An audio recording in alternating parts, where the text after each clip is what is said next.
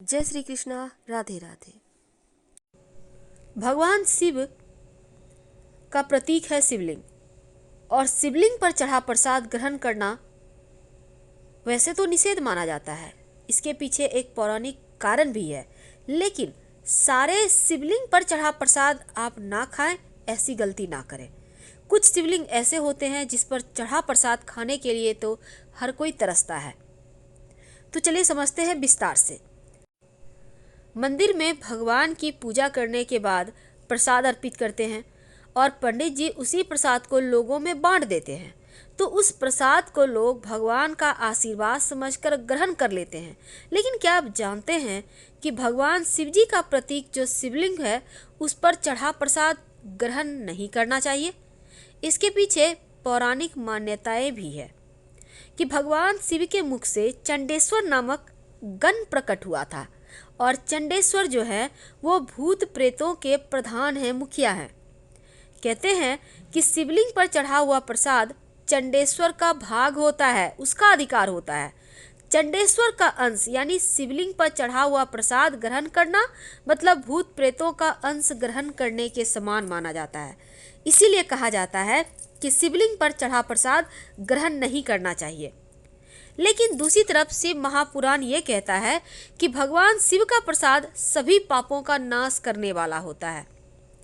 तो भगवान शिव का प्रसाद आखिर कैसे नाश कर सकता है पापों का?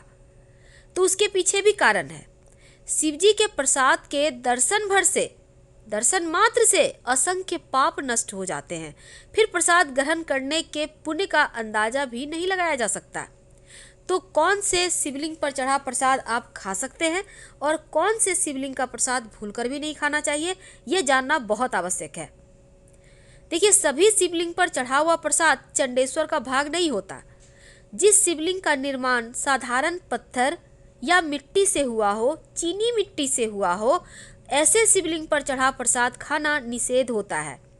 इन शिवलिंगों पर चढ़ा प्रसाद किसी नदी या जलाशय में प्रवाह कर देना चाहिए। लेकिन अगर कोई शिवलिंग धातु से बनी हुई है या पारद शिवलिंग है, तो ऐसे शिवलिंग पर चढ़ा प्रसाद चंडेश्वर का अंश नहीं होता। यह महादेव का भाग होता है और इसलिए इन पर चढ़े प्रसाद को आप ग्रहण करें तो दोष नहीं लगता।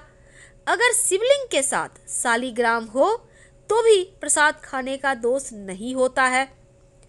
आप शिवलिंग पर यानी कि तस्वीर पर आप शिवलिंग का तस्वीर है और उस पर आप प्रसाद चढ़ा रहे हैं, तब वो भी प्रसाद आप खा सकते हैं।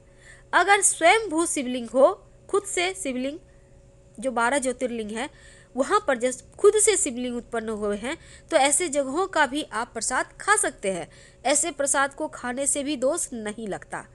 तो उम्मीद है आप समझ चुके होंगे कि अगर धातु से होता है ना, बहुत जगह लोग चांदी के, सोने के, पीतल के शिवलिंग रखते हैं, तो उन पर चढ़ा प्रसाद आप खा सकते हैं।